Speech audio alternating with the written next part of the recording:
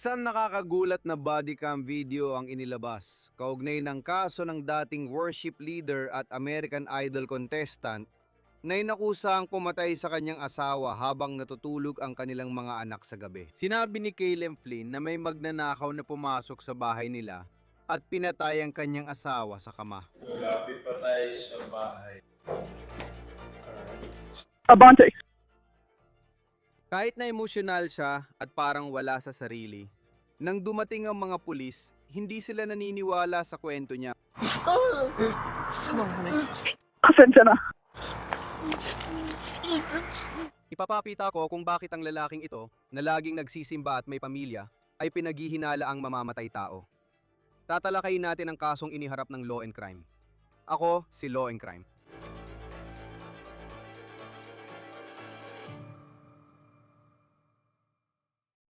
Uy mga kaibigan, madalas hindi namamalayan ng tao kung gaano ka-exposed ang digital na buhay nila sa scammer hanggang sa mangyari na lang ang identity theft o credit fraud sa account mo. Sa oras na yon, huli na at may pinsala na. Pero sa OmniWatch, ilang minuto lang, protektado na ang iyong pagkakakilalan, credit at accounts laban sa scam, lahat sa isang lugar. Tumatakbo ito mag-isa 24/7 at sinusuri ang credit bureau at dark web para agad matukoy ang data breach. Agad kang alertuhan ng OmniWatch kung may kakaiba para maprotektahan mo ang iyong account at kung sakali mangyari ang identity theft. Saklaw sila ng hanggang 2 milyong insurance kaya't may proteksyon at kapanatagan ka. Protektahan ang iyong credit at pagkakakilanlan sa www.omniwatch.com/OTC para makakuha ng 50% diskwento sa iyong unang buwan. Nakatanggap lang namin ng malaking update sa bodycam video kaugnay ng high-profile na kasong sinusubaybayan namin, kung saan isang asawa ang inakusahan ng pagpatay sa kanyang misis sa gabi. Ito ay isang asawa na makikita nyo na maraming tao ang kampi sa kanya. Mga taong naniniwala na hindi niya kayang gawin ang sinasabi ng pulis na ginawa raw niya. Pero ang mga pulis, hindi naniwala sa kwento niya. Sa tingin ko ito na yon, Colin. Hindi ba?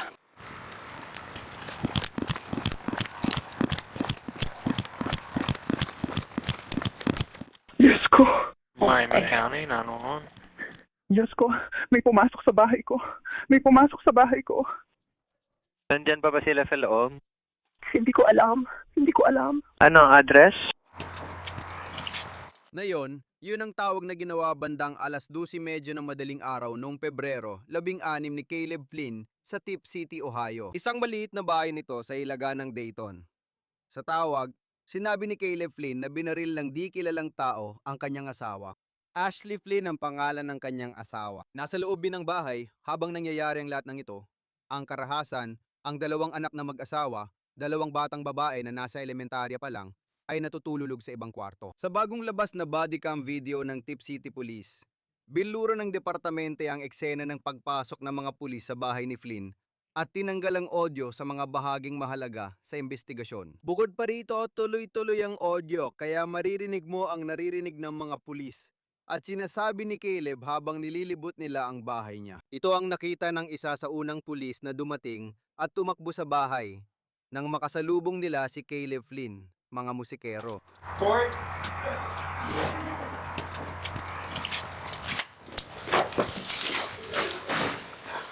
Gusto mo bang pumunta sa una? Tinignan ko ito dito. Wala nang iba. Sige, nasirip mo na ba? Nasirip mo na ba yan? 911.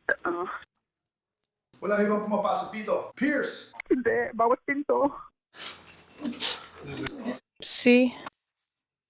Disco! Disco! Disco! Disco! Disco. Gusto mo ba kumupo?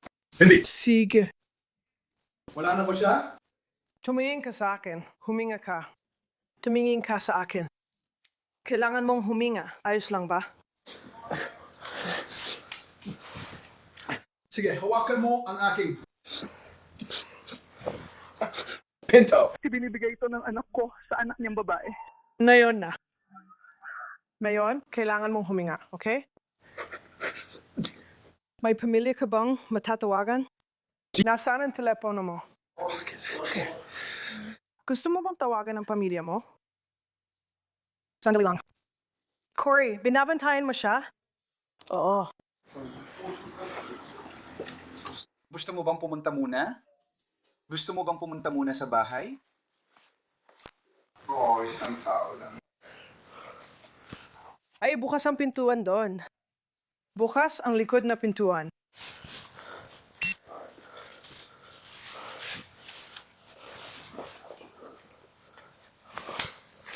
Gabi na ba sa labas? Kasi hindi ko makita. Cabinet ba yan?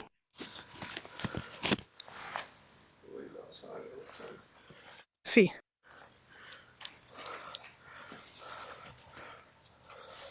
Matawag ang dispatch kasama ang mga truck. Oo nga. Kukunin ba natin siya? Tingnan mo to. Mag-ingat ka. Ay, naku. Masakit ito. May nakikita ka bang dugo? Itutuloy ko na lang lahat ng ito.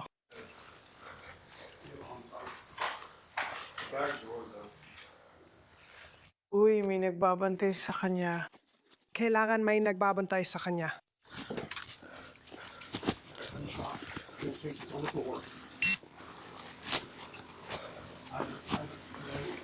Gusto ba nila pumunta muna sa bahay? Mercy.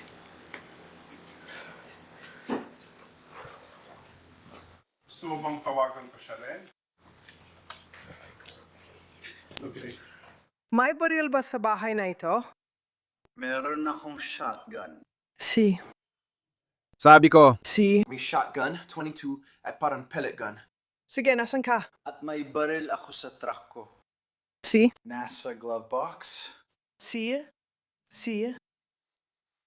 ngayon, sinusubukan lang ng mga pulis na mangalap ng mga impormasyon mula kay Caleb Flynn at tingnan kung ano ang makikita nila sa loob ng bahay. Ngayon, mapapansin ninyo na bukas ang center console ayon sa mga pulis sa kotse ni Caleb. Napansin din nila na may pintong bukas sa garahe. Parang kailangan mong itulak ang refrigerator para makapasok sa pintuan. Sabi ni Caleb na may baril siya sa bahay at may handgun din siyang tinatago sa glove box ng kotse niya. Sa ngayon, hindi pa rin malinaw kahit may body cam video na kung nakuha na ng pulisa ang murder weapon sa kasong ito. Pagkatapos, pumasok ang mga pulis sa bahay ni Caleb at nagtungo sa kwarto ng mga anak na babae ng mga Flynn na tila natutulog pa rin. Umupo ka sa sofa, okay? Pwede ba akong tumawag? Oo.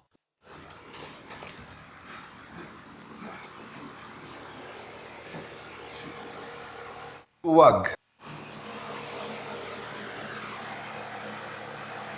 Awake. Yep.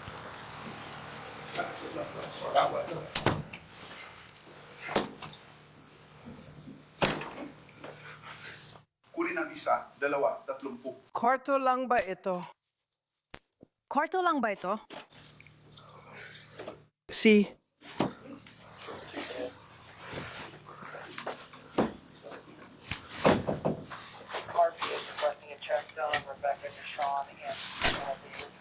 Clear.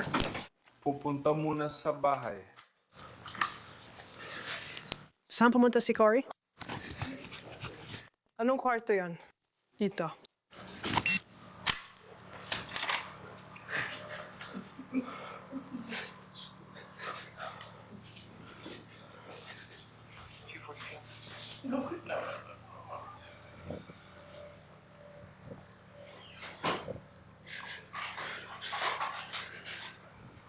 Ayos lang ang babae. Ayos lang ang mga babae. Sige, ayos ka. Umupo ka. Sandali lang. Kailangan ko bang tumawag ng kahit sino? Sandali lang, mahal. Gusto mo ba siyang payagan? Ikaw, gusto mo bang pumunta muna sa bahay? Oo. Ang ganda nito.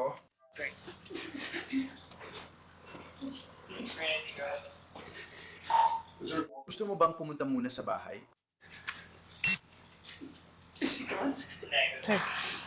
Asawa ko ba yon? Kailangan mo ba ng kontak? Gusto mo bang umupo lang dyan at hindi makapagtulungan sa akin?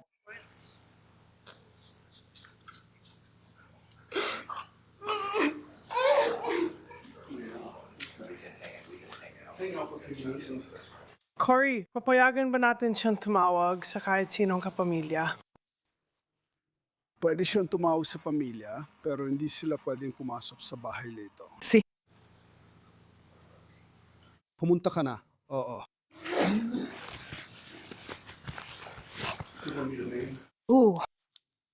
Si.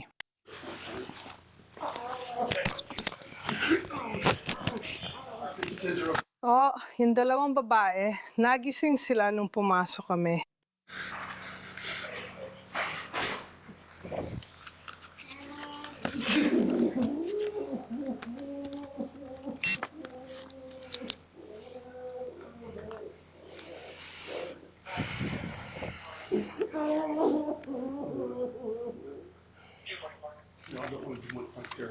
Ay kong magtanong. Ay kong tanungin siya ngayon. Ayos na yan. Ayos na. Maghintay ka muna ng ilang minuto.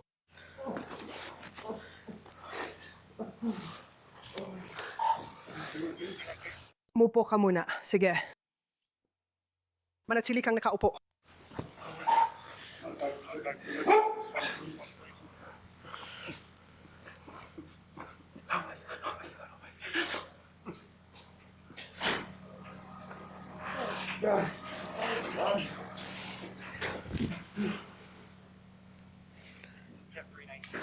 Kaya mo bang sabihin sa akin ang impormasyon niya? Alam kong napakahirap nito, okay? Malinaw ka. Salamat. Ano ang pangalan mo? Caleb. Pasensya na. Sige.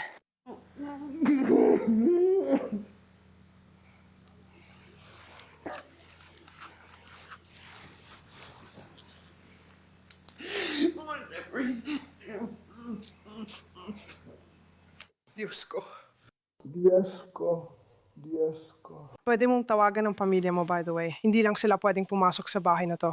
Hindi sila pwedeng lumapit sa bahay or kahit anong ganon. Tatawagan ko si Mama. Nakatira ang mga magulang ko sa Minnesota. Bago mo gawin yan, pwede ba akong humingi ng pabor? Ano ang kanyang unang pangalan at apelido? Isa sa mga tumatak na bahagi ng tawag sa 911 ay nang tanungin ng dispatcher si Caleb Flynn kung ayos lang ang kanyang mga anak na babae. Isang tao ang nagsabing may magnanakaw na pumasok sa bahay nila. Binaril at pinatay ang asawa niya tapos tumakas. Sinabi niya sa dispatcher na hindi pa niya tiningnan ang mga batang natutulog sa kanilang kwarto. Makikita sa bodycam video kahit malabo na pinuntahan ng mga pulis ang mga bata at ayos sila. Ngayon, sa bodycam, pinutol ng pulis ang audio at mukhang inedit ang sinabi ni Caleb tungkol sa asawa niya, kung ano ang nakita niya sa bahay at kung nasaan siya noong nangyari ang pagpatay kay Ashley Flynn. Ano ang dahilan kung bakit nakakagulat ang kwentong ito? Maraming bahagi nito ang talagang ang nakakagulat. Pero bahagi nito ay dahil si Caleb ay mukhang perpektong asawa, na siya at si Ashley ay perpektong mag-asawa, isang magandang pamilya. Pareho silang debotong Kristiyano. Pareho silang nagboboluntaryo sa kanilang komunidad at sa kanilang lokal na simbahan. Si Ashley ay isang volleyball coach sa lokal na middle school at nagtatrabaho rin siya bilang guro. Tumutugtog si Caleb sa banda ng simbahan at may-ari rin siya ng flooring company. Pagkaraan ng 45 minutes sa bahay, lumabas na siya. At sa puntong yon, labis siyang emosyonal. At niyakap siya ng isang tao na mukhang kamag-anak o malapit na kaibigan.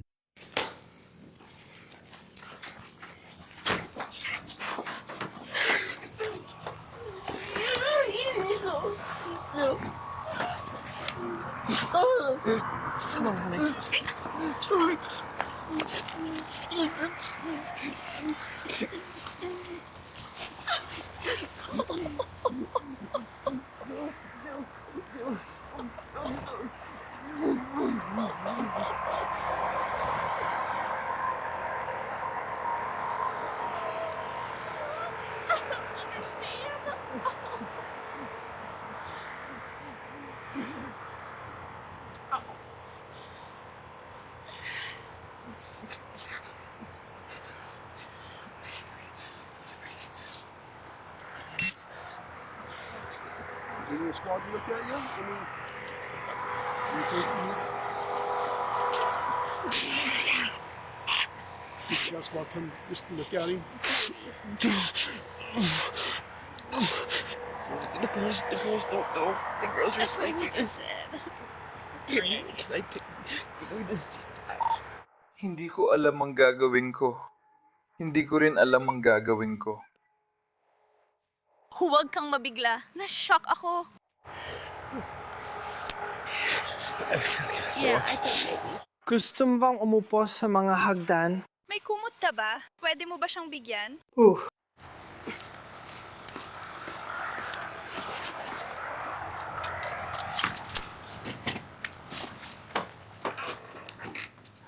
Bigyan mo siya ng kumot.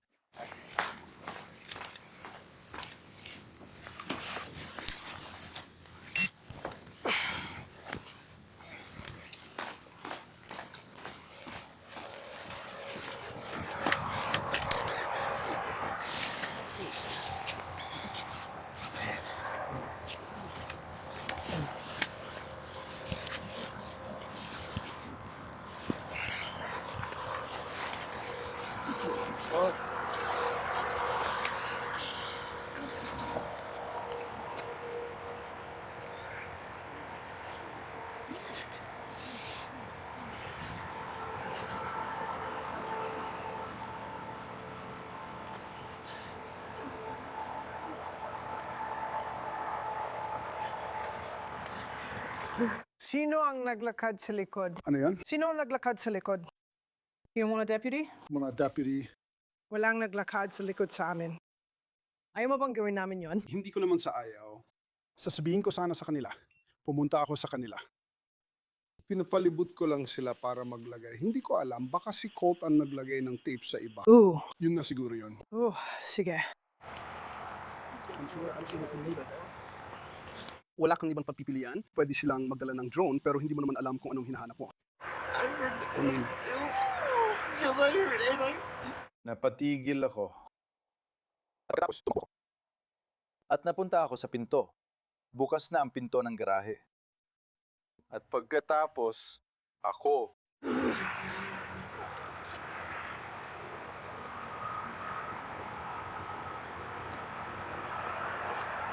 Gaano kakatagal?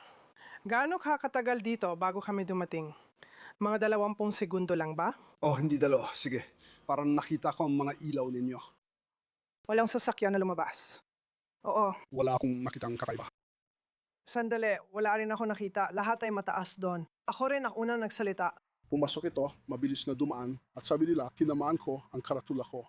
Tama. At pagkatapos, ay itinapan ko ang isang karatula sa malayo, kaya hindi ako natatakot kaninuman. Then, hindi kita mahanap noong una. Yung likod, yung side na pinto ang bukas. Bukas pa rin yan. Bukas pa rin. May ref sa harap nun. Ngayon, sa pagsubaybay sa kwentong ito, malinaw na sa unang tingin, si Caleb ang huling taong iisipin ng marami na kayang gawin ang mga bagay na inakusahan siyang ginawa sa kanyang asawa. Si Caleb ay dating sumali sa American Idol. Lumabas siya sa palabas noong 2014 at nag-feature pa sila tungkol sa kanya sa episode. Sinabi pa niya sa episode na mahal niya ang asawa niya. Pero makalipas ang mahigit isang dekada, umaharap tayo ngayon sa isang nakakatakot na sitwasyon. Ngayon, ilang oras matapos mapatay si Ashley, sinabi ng pulisya na may tiyora silang sinusundan na ito ay isang pagnanakaw na nauwi sa karahasan. Nag-alalang mga tao sa Tip City, kaya nagpalipad ng drone ng pulisya.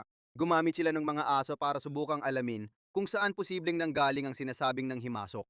Kung saan ito nagtungo, pero wala silang nakitang bakas ng nanghimasok. Habang pinapanood mo ang body cam, mapapansin mong kahit takot ang publiko dahil sa sinabi ng hepe na ito ay pagnanakaw na nauwi sa trahedya, makikita mong mula simula, napaka-professional ng kilos ng mga pulis. Kalmado lang sila.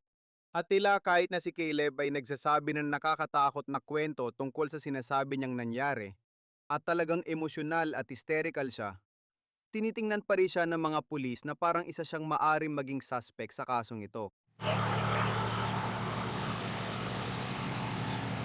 Lahat. Bukas ang likod na pinto. May parang pinto sa gilid din. Bukas ito. Kaya. Tayo naman ang malinaw nag-check niyan. Hindi namin ginawa. Bukas ang center console ng track. Sinabi niya, roon niya, nilalagay ang baril niya. Nalilito ang sitwasyon na ito. Ang asawa.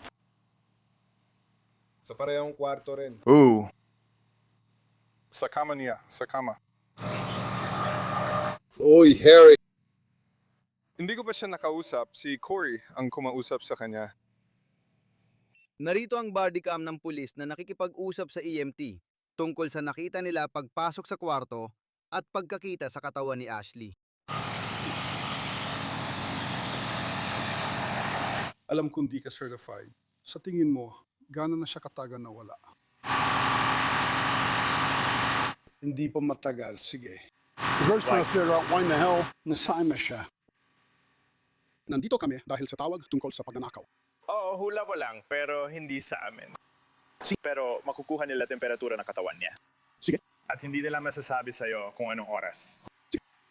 Hindi pa 5 oras ang lumipas.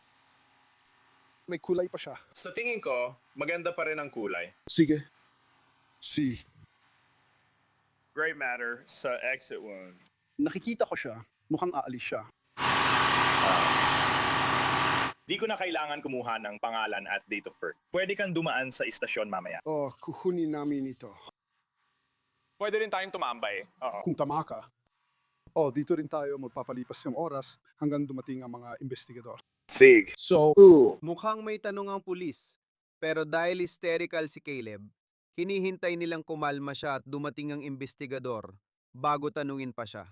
Nasa harap ng bahay ang kaibigan, kino-comfort si Caleb ng kumot at nagtatanong sa mga pulis. Nagkataon na nga tumawag siya. Oo. Si girl. Mga 40 minuto na ang nakalipas na yan.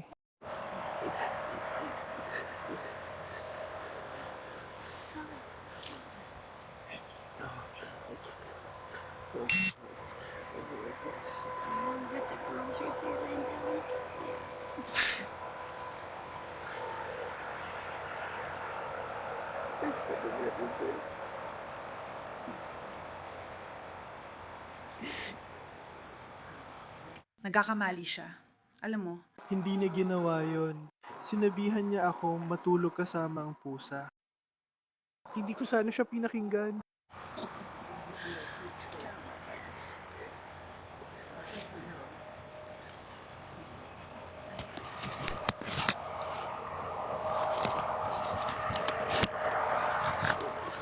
Sa huli, si Caleb na nakaabalot sa kumot ay dinala sa ambulansya para ma-check up.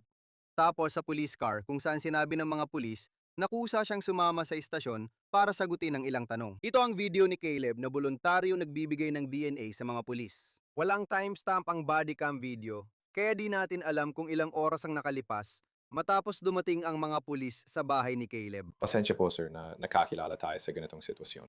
Pwede mo akong tawagin na Will. Ano nga ulit pangalan mo sir? Caleb. Sige. Yung internet ko, parang yung teleponyo ko at iba pa, galing pa sa labas ng bayan. Susubukan kong may proseso lahat ng talagang kailangan natin. At alam mo, titingnan natin kung ano magagawa natin para maibalik agad sa'yo sa lalong madaling panahon. Pero sa kasamaang palad, sa ganitong sitwasyon, karaniwan na talaga sa amin na kolektahin ang lahat ng kailangan. Sig, lalabas muna ako dahil may ginagawa ka pa sa kanya. Kung kailangan mo ng kahit ano, sabihin mo lang ha.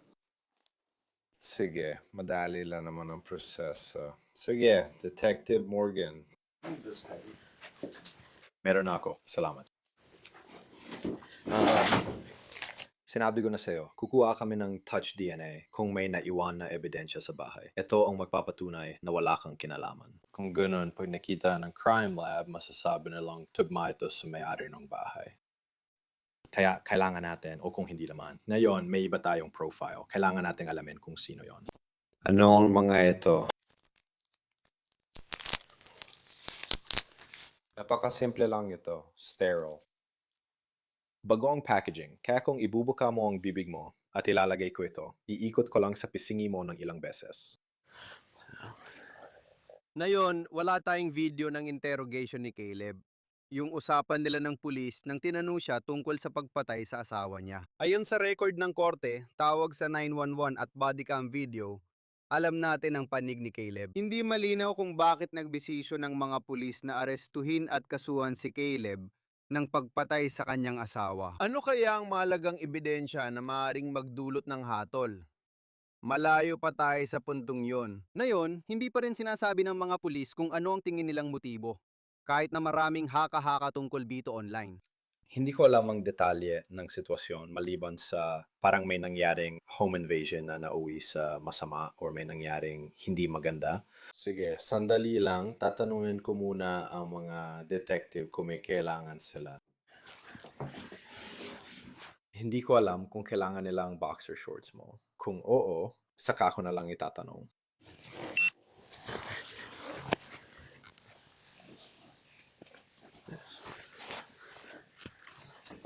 O, maaari ka nang pabukas. Na yun. Narito ang sandali kung saan inaresto si Caleb.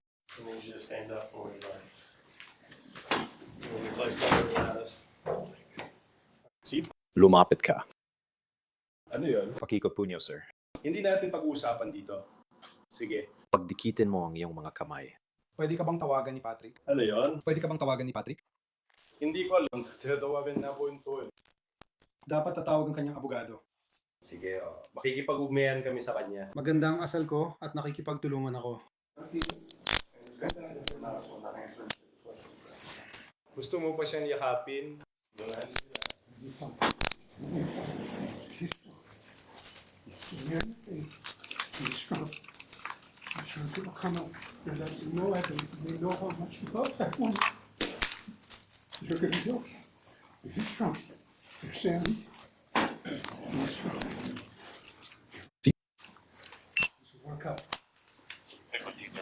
Sir, may dala ka bang matulis na bagay na pwedeng makasugat sa akin?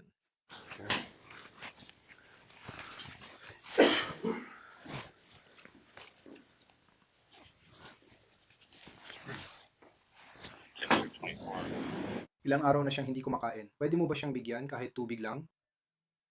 Huwag mo siyang bigyan. Nasa amin siya sa priority cons. Pare, may problema ako dumating.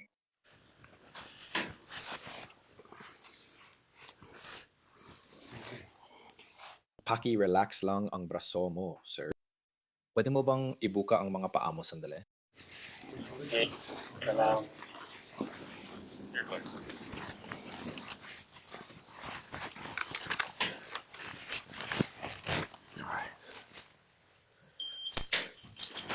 Just walk with us. Hindi malinaw kung sino ang katabi ni Caleb, pero makikita mo dito ang isa pang halimbawa ng taong di matanggap na siya ang pumatay sa asawa niya. Pinusasan si Caleb at dinala sa kulungan ng county. Sa unang pagharap niya sa korte, tinanong siya ng hukom kung may nais siyang idagdag. At ito ang kanyang sinabi. May gusto ka bang sabihin sa akin tungkol doon? Sir, gusto ko lang pong alagaan ang mga anak kong babae. Hindi po ako delikado.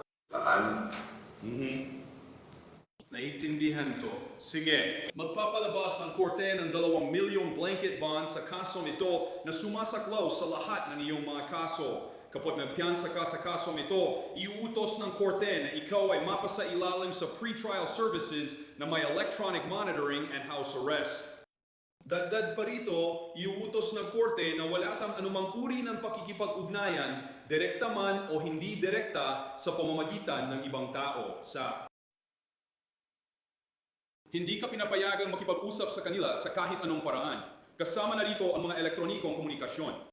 Si Caleb ay unang kinasuhan ng pagpatay, 2 felonious assault dahil sa dami ng bala na pinaputok sa asawa, at 2 bilang ng tampering with evidence. May ebidensya na sinubukan niyang ayusin ang crime scene para magmukhang panluloob na nauwi sa karahasan. Si Flynn ay nagplead ng not guilty at nakatagdang humarap sa korte sa Marso 26 para sa preliminary hearing. Yan ang update sa kasong inilahad ng Law and Crime. Mag-subscribe sa amin sa YouTube at Spotify. Napapanood na rin kami sa Peacock. Ako si Law and Crime. Kita-kits sa susunod.